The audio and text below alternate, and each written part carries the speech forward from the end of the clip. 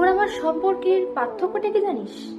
আমি যখন রেগে যাই, হাজারটা কথা শুনে চিৎকার করি, ঝগড়া করি, কিন্তু তুই বুঝতেই দিস না যে তুই রেগে আছিস।